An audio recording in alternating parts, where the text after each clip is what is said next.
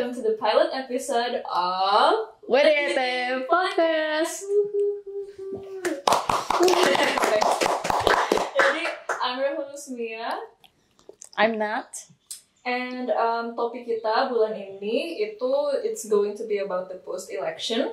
Karena resultsnya confirmed dan udah official juga, we wanted to take this opportunity to reflect kayak apa sih sebenarnya yang baru terjadi buat kayak murid-murid di sini atau orang-orang yang kurang ngikutin tentang politics Indonesia. Dan kayak considering kita kan banyak Gen Z voters ya, banyak yang kayak pertama kali baru voting gitu, it's a good idea to just talk about it. Sure. Jadi kita introductions dulu ya. Let's do some introductions. We're here with Naval. Naval, could you introduce yourself? Okay, yeah, hello everyone. My name is Naval Yudhanto. Currently, I'm a student in Monash. I'm currently studying Bachelor of Business, majoring in Economics and Business Strategy, and kemarin for di Melbourne. So, okay, cool. That's pretty good. Yeah. Okay. Lalu kita juga ada Pak Isfet. Ya, silakan Pak. Ya, selamat pagi, selamat siang, dan selamat malam buat pemirsa. My name is Isfet Novera. Saya kebetulan kemarin menjadi ketua pemilihan luar negeri yang di Melbourne. So I know a little bit about how the process and whatever. Okay, thank you. Here we're with Faiz. Assalamualaikum warahmatullahi wabarakatuh semuanya. Nama saya Faiz Apangai, jangan tanya Anya apa. Saya sekarang sedang mengambil Bachelor of Information Technology di Monash University with my major as Business Information Systems. Dulu pas election di sini saya dulu sempat jadi KPPSLN, basically kayak pekerja pemilu. Jadi basically saya dulu anak buahnya dia, bawahannya dia. Ya, jadi saya punya banyak experience untuk detail sih. So yeah. So, great introductions, everyone. And you? Oh, sure, me? Alright. Nama aku Natania Mirandini. I'm the project manager of WDT. And currently I'm studying Bachelor of Global Studies. I'm in my second to last semester, so I'm graduating this year, hopefully. Woohoo. On to you, Mia. Yeah, I'm Mia. Sebenarnya namanya Mira, tapi namanya Mia aja. I'm studying International Relations. Alhamdulillah udah tahun ketiga nih, ya udah final year. And yeah, I'm also the project manager for this podcast. Yes. Okay. Awesome. Kita mulai dari pertanyaan Bapak dulu. Boleh. Ini basic questions aja Pak. Apa motivasi Bapak buat ikut PPLN? Oh, that's good question. Great question. I was here since I have been here for 25 years. Yeah. I came here on 2000 and 2004 is the election happened in 2004, and I joined as the Faiz position at the time as a KPPSLN. Jadi sebagai KPPSLN ya seperti Faiz like Faiz, what should I do in that TPS? Then the next election 2009, I become one of PPLN members, not the head, not the chairman of PPLN, still members. So I started as the chairman of PPLN from 2014, 19, and 24. So I have experienced 5 elections times, 25 years. So what the motivations? I think that's my passion. I'm not interested in politics. I am in the middle of them. So that's why I want to do the process of election fairly. Okay? Jujur, adil, dan bebas dan segala macam itu. That's what my vision. So because I'm not in this block, I'm not in this block. I'm in the middle until now. So if you guys are a little unfamiliar with what he just mentioned, jadi Robert Juru itu it's a portmanteau of langsung, umum, bebas, rahasia, jujur, dan adil. It is Indonesia's guiding principle for conducting democratic elections, and it is enshrined in our law, and it's pasal 2 UU nomor 7 tahun 2017. Itulah. Nanti Gitu. kita bakal bahas more into that ya. Yeah. Tapi saya jadi kepo Pak. Bapak sebelumnya tapi ada experience di Indonesia. No. Oh, wow, Saya so di- this was... Saya di Indonesia malah masuk politik. Oh. Yes. Oh. It's a surprise to everyone. Orang penting. Di daerah saya, di provinsi saya, my background is lecture at university. Oh. Ya. Jadi dosen di, should I mention it here? Yeah. Okay, Universitas Jambi. Oh. Yeah. And then I came here for study, master degree. The first master degree I got it in Canberra, University of Canberra, and the second master degree I got here in Swinburne University. What major Pak? In Canberra is TEFL, teaching English as foreign language. Yeah, so I was the English lecturer back home in my country in the Jambi, and here I get the behavioral study. Oh. So that's why if you are asking about the student participation or student life here, that's my master. Oh. That's my research. Yeah, how was the student at the time living very hard in Melbourne in that year. Not like now. You are lucky. You are lucky now. You can get everything so easily now. Before we cannot get ketchup. You know ketchup? Soya bean? That's hard to get it. Okay. Oh wow. Sambal? No sambal. Oh, you have to make everything yourself gitu. No. How? Gimana? There's no How to make it? Oh, really? Oh my goodness. That's at the But time. I wasn't able to like. But now you can buy everything in Indonesia, in Indonesian grocery here. You're right. Yeah, Yes, you are lucky. You are lucky. Like Yeah. Indomie so like. Nah, yeah. Sambal budi. Iya. Semuanya ada kan? Right. Nah, itu. Back to Yeah, PPLN. yeah. Ini agak ini. So my question is, my passion is there. Yeah, that's why I want every election saya mendaftar. Ya akhirnya Not a lot. dipercayalah. Ya. A lot of people can say the same. Sometimes ada orang yang kayak just for my CV. Or Ya, Yeah. wah, ya. Oh, masih Kayak Why Faiz buat sih? CV. Why? Nggak ada passion lagi buat CV doang. No, we're joking. Ketahuan deh. Yeah, let me also ask you the same question. Kenapa? Sorry. Kalau sistem PPLN sendiri, Pak, itu strukturnya itu gimana? PPLN di sini PPLN dia. di sini. Ingat, PPLN itu adalah panitia pemilihan luar negeri, which is there are 128 PPLN in the world. Ya. Jadi ada 128 PPLN di seluruh dunia. PPLN itu bukan berarti sama jumlahnya dengan kantor perwakilan, itu tidak sama. Jadi misalnya berapa embassy yang ada di dunia beda sama PPLN. Jadi PPLN ini ada satu PPLN membawahi 5 negara atau satu PPLN ya seperti di Eropa Timur itu kayak di apa namanya Serbia gitu, pokoknya mereka tidak satu negara. Jadi negara yang dekat-dekat itu mereka yang satu PPLN yang nangani gitu. Oke. Nah, Tadi kita sampai PPLN system is it yang struktur organisasinya bagaimana Pak? Dan di PPLN. Di PPLN. PPLN itu ada 7 anggota. Itu untuk daftar pemilih yang lebih dari 10.000 orang. Yang di bawah 10.000 sampai 5.000 itu 5 anggotanya. 5 jumlahnya. Yang di bawah itu 3. Kayak Canberra itu 3. Kayak di Darwin, bukan, di Perth itu 5. Di Perth 5. Ya. Kita dengan Sydney 7. Karena kita more than 10,000 voters ya.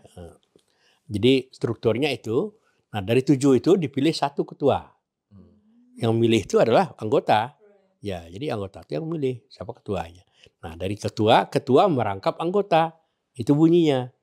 Itu strukturnya, bukan ketua lepas sendiri enggak. Jadi ketua merangkap anggota. Selebihnya anggota 7. Jadi ada 6 divisi jadinya. Ketua memonitor semua divisi. Divisinya adalah keuangan, data, sosialisasi, kemudian teknik pemilu, kemudian apalagi itu sosialisasi, teknik pemilu, logistik, ya. Nah, saya hanya memonitor kerja mereka gitu. Jadi itu strukturnya. Kemudian nanti dari PPLN mencari pertama pantarlih dulu. Jadi sebelum ini kerja itu awal bulan 2 bulan pertama itu pantarlih, panitia pendaftaran pemilih namanya. Nah itu 2 bulan mereka kerja. Mereka lah yang mengerjakan data yang raw data yang kita dapat dari KPU. Kita serahkan ke mereka, kamu verifikasi. Itu ada 22 orang waktu itu pantarlihnya. Nah verifikasinya itu beda dengan Indonesia. Indonesia yang namanya pantarlih itu dia bisa ketok pintu, tak, daftarkan nama pemilihnya, kemudian ditempel stiker. Oh, sudah ditempel. Ketok pintu tiap satu, bisa satu orang satu RT lah gitu ya. Nah, itu RT. Itu ada. Kemudian dikasih tanda kan. Di sini kita terikat aturan. Bisakah Anda ngetok pintu orang sembarangan? Pasang stiker berarti nggak boleh tuh, Pak? Boleh. Bisakah Anda nelpon orang sembarangan kalau dia tidak tahu unknown phone masuk, number? Bisakah Anda email sembarangan? That's the hard part. Jadi makanya saya yakin hampir 99% data pemilih yang ada di luar negeri itu not valid. Karena tidak bisa diverifikasi tadi. Undang-undang mengatakan kita tidak boleh menghapus data yang ada di dalam tuh orang itu. Jadi kita terima kemarin itu 14.000 data ya. 2019 sama 2014 itu saya terima 18.000 data. Yang hadir nyoblos cuma 5.000. 4.000. I have a question. Kalau kayak gitu tuh, jadi kayak tentang, kan kalau misalnya kita baru datang ke Melbourne tuh kan harus kayak lapor diri gitu kan. Lapor diri ke Anda. Iya, I already did. Yes, good. That's good. You? You? Saya udah lama, Pak. You? Sekiranya lapor diri itu cuma buat anak-anak That's it. mahasiswa doang. Ya. You have to. I'm not Nah, racist. ya itu. Jadi itu persoalannya. You are the good person. Tahu. Because they told me. Karena lapor diri, ya, lapor diri kan ke KJRI. Nothing to do with PPLN. Yeah, that just Okay. tells them, hey, I'm a student here. Yeah. Hi, gitu. PPLN dapat data itu dari pusat loh. Pusat itu yang membuat data adalah dari apa? Dukcapil. Tahu Dukcapil? Enggak. Biro Dari apa? pencatatan sipil. Ya, ya pun. That's Catatan the people kami. that you get your KTP from. Dan ya, dan imigrasi dan harusnya dengan Deplu. Tapi terkadang ini itu kadang-kadang ya, itu tadi contoh lapor diri tidak ada. Gimana kita mau minta data di KBRI update data itu? Makanya kadang-kadang dari KJRI ngasih data ya seadanya aja. Jadi So kadang-kadang it's tidak sinkron gitu. Jadi Susah. kayak, so it was basically more than half of people kayak nggak updatein statusnya. More than that. Wow. 80%. Oh, banyak juga, Pak. Iya, tapi bener ini. Maksudnya banyak teman-temanku yang misalnya dia dulu ISMA atau gimana, dia nggak bisa nyoblos di sini karena dia yang pertama dia tuh di registernya masih di negara Iya. sebelumnya gitu. Mm-mm. Terus jadi yang pertama mungkin sosialisasinya kurang ya di sosmed. Dia nggak tahu cara buat ganti Iya. di KJRI. Pindah memilih. Iya, betul. Pindah memilih. Iya. Ya. Gitu. Ya, itu. Because like just from my own personal like I guess family experience, I lived abroad from 2011 to 2017. Itu kan udah, yeah, that's like one pemilu, right? So my parents already had experience of moving there. Iya. Apa lokasinya itu nah. Iya. Abis itu they told me kayak, oh nanti kamu votingnya di mana tuh? Kamu votingnya di Indonesia atau di Australia nanti? Kalau di Indonesia, make sure that you're like registered You're di still Indonesia. registered, ya. Di Indonesia, biar kamu nanti nggak dipikir masih di Australia gitu. Itu contoh orang tua yang baik. There you go. Ya. Shout out orang Ya. Shout out, Oke. shout out. Yang kebanyakan Anda ke sini tapi masih daftar di Indonesia. Iya kan? Kenapa? Karena RT-nya tahu nama Anda masih ada. Iya. Kakak loh. Kakak, Ya. iya. Betul. Orang tua Anda tidak melaporkan bahwa Anda ini akan memilih di luar misalnya. Iya. Sehingga daftar nama Anda itu masih di sana ada. Betul. Nah, itu yang membuat double dulu tuh itu. Iya. Karena kalau ada begitu it's not valid. Betul. Nah, jadi sistem pemilu itu sekarang udah semakin lama karena saya udah ngikutin 5 kali periode, semakin lama semakin bagus. Nanti kita kembali ke Sirekap, nanti saya sampaikan. Nah, itu contohnya. Jadi sekarang the best system for data ya, election. Paling efisien, Ya. Nah, tapi yang tadi kita bahas yang 2017 sih yang 19. terus 19. yang mesti lewat Deplu dulu itu gimana Pak tadi tuh? Ya itu sistem kerja dulu, itu kena KPU harus berdampingan dengan kerjasama dengan Departemen Luar Negeri. Kenapa? Kalau PPLN ini kan di luar negeri. Bosnya siapa? Orang luar negeri ya Deplu. KBRI dan KJRI. Kan di bawah Deplu. Jadi dia harus menjalin kerjasama dengan Deplu. Sekarang itu di-cut. Untuk sekarang ini tidak ada lagi istilahnya kerjasama, tapi ada kerja bukan kerjasama seperti dulu, tapi sudah kuranglah fungsinya. Dari kita bisa komunikasi langsung dengan KPU, tidak melewati Deplu lagi, anggaran juga bisa langsung ke kita gitu. Jadi itu perbedaan yang signifikan yang membuat kita bergerak cepat dan efisien itu sekarang. Anggaran juga dulu diatur oleh Deplu. Ya kan, iya dong. Ngomongin tentang ini kita pusatnya di bagian Indo. Kalau partai Pak, kalau kampanye di luar negeri itu gimana tuh Pak caranya? Kampanye saya pernah 2014 atau 2019 didatangi oleh salah satu paslon, salah satu kandidat dari partai A gitu, ya. She is very famous, artis lah dulu. Datang, tugas kita harus menampung mereka, mengakomodir, tapi kita tidak boleh ikut serta. Jadi kita mengakomodir, jadi dia datang, Pak, saya mau kampanye. Oh ya, bisa enggak tolong cari tempat dan cari audiens. Oke. Tempat berapa budget? Tanya budget kan. Kasih. Akhirnya saya ambil satu restoran Nandos waktu itu baru buka. Nandos kan Indonesia lah. Nandos nggak ada di Indonesia sih. Bukan, maksudnya kalau di Melbourne dulu tuh Indonesian yang punya itu. Mostly. 9 atau berapa itu di bawah Indonesian manajemen itu. Banyak. Jadi saya booking itu restoran. Ini Bu, di sini tempatnya. Audiennya saya udah email satu organisasi yang ada di sini, Komunitas Indonesia. Mau enggak hadir di ini? Oh, dia artis loh. Banyak lah yang datang kan, kena artis kan. Wah, datanglah situ. Terus dia kampanye dalam kita pergi, udah dia selesaikan urusan. Jadi kita mengakomodir mereka. Nah yang kedua, terus sekarang tidak ada lagi datang. Sebagai Bapak kan sudah 5 kali dalam pemilu ya Pak ya, sebagai panitia dan juga sebagai member. Gimana Pak efeknya per tahun Pak, 2014, 2019 dan 2024 ya Pak? Karena kan kemarin kalau yang paling terkenal tuh 2019 tuh politik Indonesia itu beneran terpolarisasi dan beneran Pak, kayak lempar-lemparan lah Pak, sama di compare sama 2024 ini. Gimana tuh Pak perbedaannya? Iya, kalau 2004 awal itu kan kalau nggak salah itu awal dari kita Pemilu ya Pak, pemilu demokrasi ya, pemilu langsung ya. Betul. Nah, itu kayaknya waktu itu kemudian juga saya ingat banget masyarakat banyak yang datang dan memilih salah satu kandidat yang favorit waktu itu. Mungkin Anda tahu siapa gitu kan? Yang menang ya Pak ya? Yang menang lah, ya kan? Dari 4 menang, oke Pak. Ya kan tahu kan siapa? Tahu. Itu karena waktu itu kan ada nggak tahu flexing apa karena dianggap terzolimi. Oh iya. Ya kan? Apakah Anda udah aware waktu itu nggak tahu kan? Betul. Sehingga beliau menang.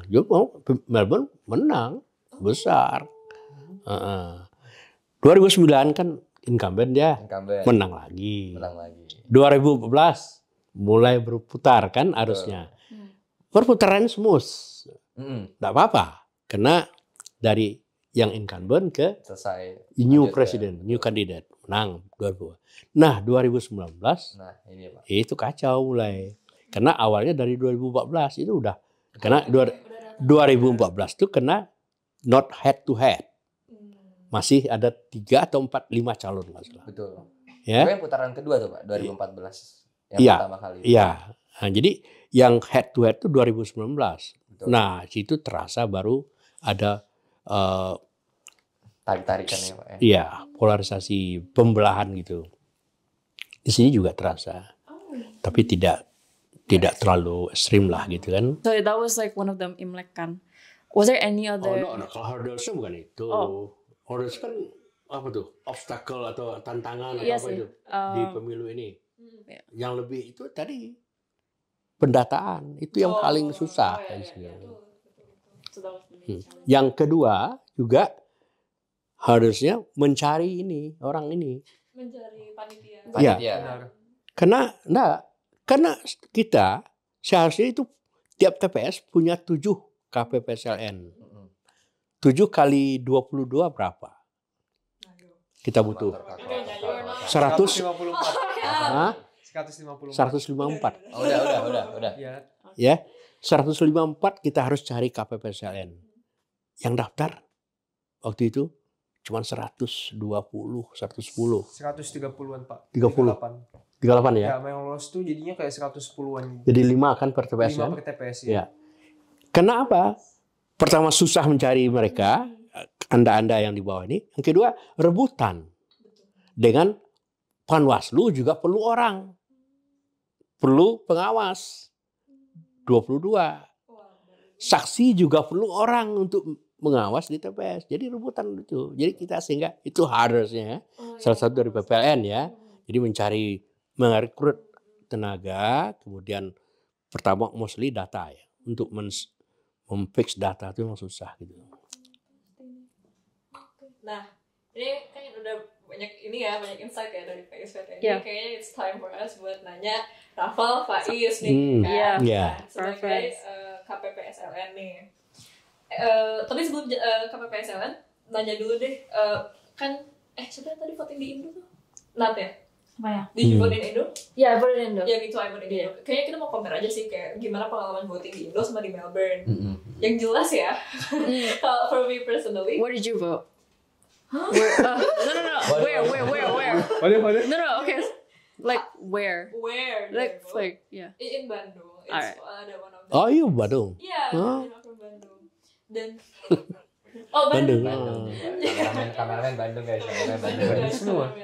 Nah, Yeah. terus yang jelas tuh udah datang ngantri nyoblos pulang gitu. Yeah, Dan- sama. Iya. Same with me. I voted in Balikpapan. Just came to my place. Data bentar kan ngecek And gitu. then finished gitu. Nah, Get my little pack of papers. Coblos baru udah pulang. iya. Can I ask you one question? Sure. You got any serangan fajar? You got any serangan Dapet fajar? nggak? Kayak dapat attempt enggak? Enggak sih. What? No. Enggak sih. Your family? Alright. This. Famous. Is it like Oh yes. Saya ada experience kayak Ya, that's good. salah satu kayak kayak pembantu di rumah tuh dapat serangan fajar. Especially they targeted lower socioeconomic backgrounds. Yeah. Specifically itu sebelum Voting. voting pagi-pagi itu keras itunya lemparannya. Itu beneran kayak partainya nggak usah disebut lah. Ya, dosa. Karena soalnya kita Iya. juga kenapa terlambat? Iya, soalnya tadi kan voting dulu gini-gini. Tapi sebelum voting dapat I datanya. see. Untuk securing suaranya ya Pak ya, untuk partainya atau untuk pas lah. I didn't even know. Thank Nah goodness. itu kan itu yang dipermasalahkan di MK kemarin kan. Nah kan masalah itu kan. Jadi yang voting di Indo, maka saya tanya pengalamannya gitu. Kalau was voting di very Melbourne, coba tanya yang di Melbourne. Oke, kalau aku sih pengalamannya pasti agak beda sama pengalaman biasa ya. Soalnya aku kan orang KPPS. Jadi tapi bedanya sama KPPS itu, jadi pas awal-awal banget gitu, pas baru mulai buka, kita disuruh voting biar. Soalnya ya berdasarkan data yang lama, kebanyakan voter itu datangnya itu numpuknya itu pas akhir-akhir. makanya aku disuruh voting. Tapi aku nggak usah register dokumen karena aku kan KPPS ya. Jadi langsung datang aja, habis itu kayak dapat kertas, coblos, selesai, balik lagi kerja kayak gitu. Kayaknya beda deh ya kalau misalnya kertas di Melbourne sama Iya. Oh, aku dapat ya 2 kertas, satu buat DPR, satu buat presiden. Kalau you Kita banyak kan, kita 5 betul. banyak warnanya gitu. DPRD provinsi, kabupaten kota, DPD. DPD banyak. Kalau aku Oh. sebagai bukan KP. Oh, ini sebagai orang biasa guys, bukan panitia atau bukan orang dalam guys. Kayaknya terus terang ngelihat cerita sama teman-teman sama keluarga juga kayaknya di Melbourne lebih seru sih. Karena kayak everyone in Melbourne gather in one place di KJRI Melbourne. Jadi kayak hype-nya, euforianya orang datang ke untuk voting itu kayak dapet aja gitu kan. Terus ya datang sih, terus registrasi kita ngantri dulu kan. Ya mungkin nggak terlalu lama because I came at like 1 PM 2 PM jadi nggak terlalu pack banget. Masuk terus dikasih terus setiap posnya itu kalau nggak salah di Melbourne tuh ada kayak tema-temanya ya. Jadi kayak jadi itu bagus banget. Jadi kayak menarik aja. Iya, setiap biliknya itu ada tema-temanya. Jadi kayak nggak bosenin kayak cuman ini keluar. Jadi kayak kita kayak beneran kayak field trip gak sih? Kayak field trip gitu. Sama itu dulu di Melbourne itu cukup meriah. Bener. Gua setuju. Jadi kalau sebentar dulu, back to before 2014 itu di sana itu ada bazar makanan kita buat. Jadi orang datang bukan hanya untuk nyoblos, tapi meet and greet sambil kuliner. That's a really good idea. That's good idea. That's a really good The idea. problem, Nggak ada ya Pak ya? the problem is tempat nak muat. Dulu itu masih 12 TPS. Oke. Only one side. Ya kalau ada only one side sini, diparkir di sini. Sementara lapangan tuh kosong. Itu kita jadikan bazar semua.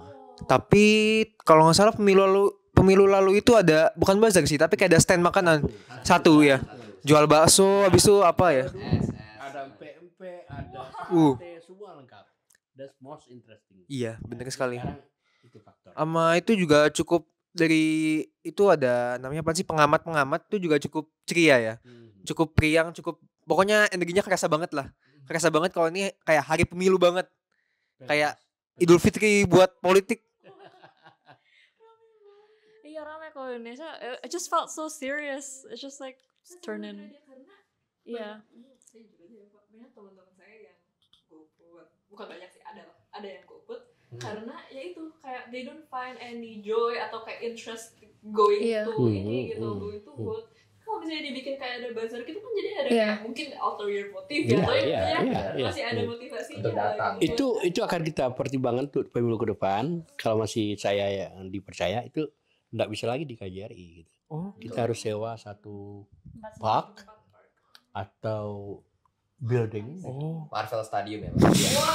Wah, kegedean. Ya. MCG gak sih? MCG ya? Enggak sampai MCG lah. Exhibition aja lah. Enggak sih, tapi kayak aku rasa juga itu kayak pemilu itu juga berfungsi sebagai tempat sosial buat orang-orang Indo diaspora tuh kayak ketemu, jadi bisa kayak silaturahmi, ngomong-ngomong, ngobrol-ngobrol, gosip, etc. Seperti itulah. Tapi ada challenge. Nah ini ya tadi mau dibahas ya, kayak ada challenges gak? Kayak ada yang aneh-aneh atau kayak misalnya kejadian gimana dari yang votersnya gitu. Panitia Panitia sebagai panitia. Kalau yang aneh-aneh ya, sejujurnya sejauh ini kalau misalnya ada kecurangan di pemilu itu pasti nggak dilakukan di lapangan. Karena walaupun ada error tuh, tapi definitely itu human error. Kita tahu, kita semua tahu itu. Sedangkan kayak kalau gue lihat prosesnya itu kompleks banget, kayak harus diverifikasi berapa orang, kayak 7 gitu. Soalnya kan ada 5 orang TPS tambah 1 saksi dan 1 panwaslu, jadi ribet banget kalau mau curang atau apa di lapangan. Ama kalau challenge-nya ya itu kayak banyak lah. Sedangkan kita tenaganya kayak 5 orang doang. Itu kayak gue sampai di KJRI itu jam 7 pagi. Itu pulangnya jam berapa? Tebak. 3 pagi. Di hari pemilihan.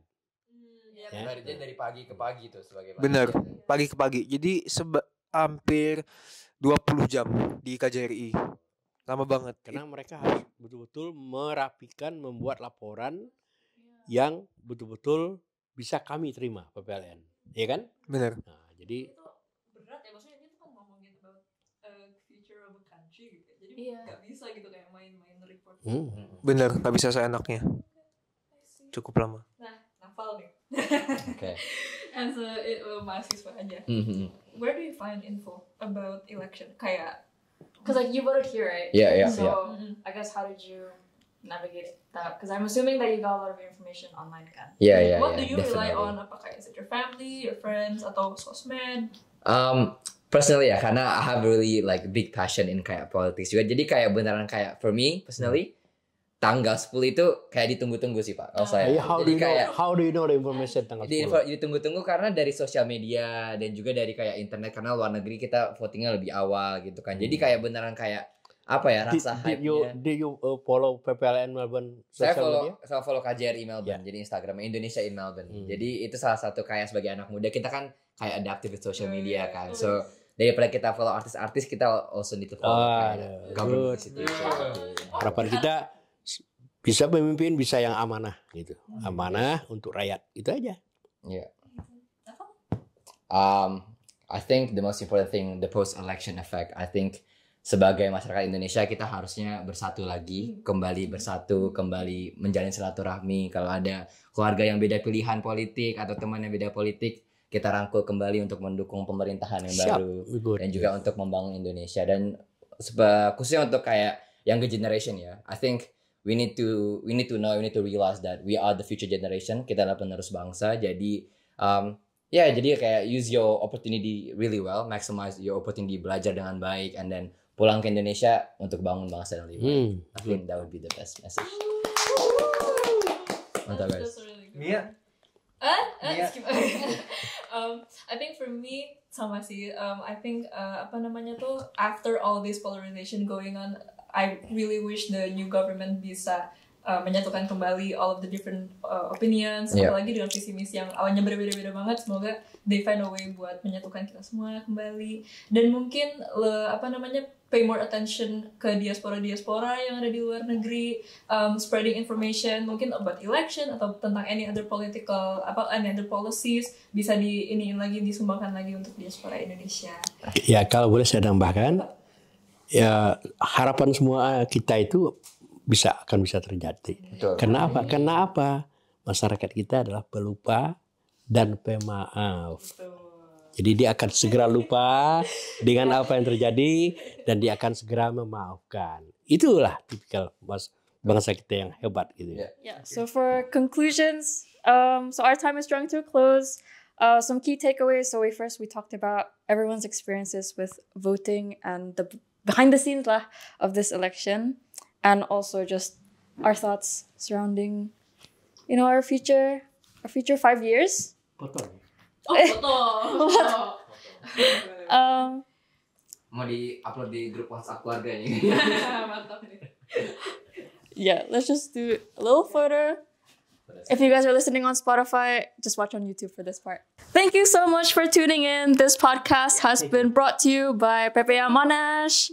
You can find Wedete on Spotify and YouTube. Just search up What Do You Think PPA Monash and you should be able to spot our channels. Don't forget to follow us on Instagram at wedete.ppamonash for podcast updates and behind the scenes content. If you want to suggest a topic, give feedback, or interested in becoming a guest speaker, DM us on Instagram or find our email in the link in the bio. Thank you again and see y'all next episode. Bye bye!